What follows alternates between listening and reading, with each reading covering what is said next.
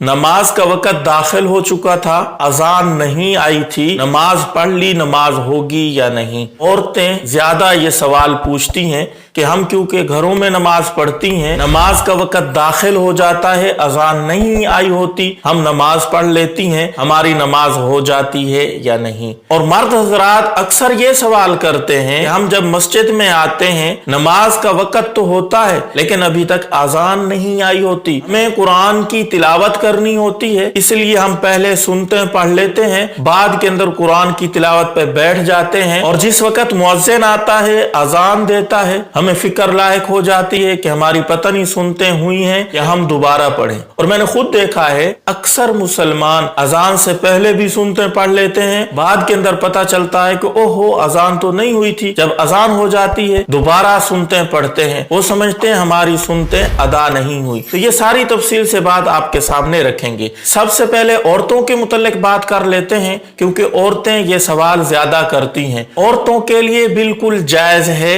अगर नमाज का वक़्त दाखिल हो चुका है, अजान नहीं आई तो नमाज वो पढ़ सकती हैं। लेकिन उलमा फरमाते हैं उनके लिए बेहतर, मुस्तहब, अफजल ये है कि आजान जब आ जाए उसके बाद नमाज पढ़ें, क्योंकि हो सकता है वो समझ रही हूं कि नमाज का वक़्त दाखिल हो चुका है, उनका टाइम घड़ी का गलत हो और वो नमाज पढ़ ले, या किसी और वजह से उनको लगा कि नमाज का वक़्त हो चुका है, उन्होंने नमाज पढ़ ली और अभी तक नमाज का वक़्त दाखिल हुआ नहीं था तो नमाज नहीं होगी। इसलिए एहतियातन ये है कि जब आजान आ जाए फिर नमाज पढ़ें। अगर पक्की ठकी बात है, यकीन है कि नमाज का वक़्त दाखिल हो चुका है, अजान नहीं आई तो नमाज पढ़ लेंगी, नमाज अदा हो जाएगी। दूसरे नंबर पे बात कर लेते हैं मर्द हजरात की। मर्द हजरात आजान से पहले नमाज पढ़ सकते हैं या नहीं। देखिए इसके अंदर तफसील है। एक तो ये कि मर्द की कोई मजबूरी नहीं है, तो इस मर्द के लिए मुनासिब नहीं है, बल्कि गुनाहगार होगा अगर ये आजान से पहले नमाज पढ़ लेता है। हदीसों में आता है जानबूझ के जमात की नमाज छोड़ने से नमाज होती ही नहीं है, इसलिए इसको चाहिए कि मस्जिद में जाके जमात के साथ नमाज पढ़े। और अगर इसकी कोई मजबूरी है, मिसाल के तौर पे सफर में जाना है, तो फिर जैसे ही नमाज का वक़्त दाखिल हो चुका है फिर नमाज पढ़ ले, इसकी नमाज हो जाएगी। नंबर 3 ये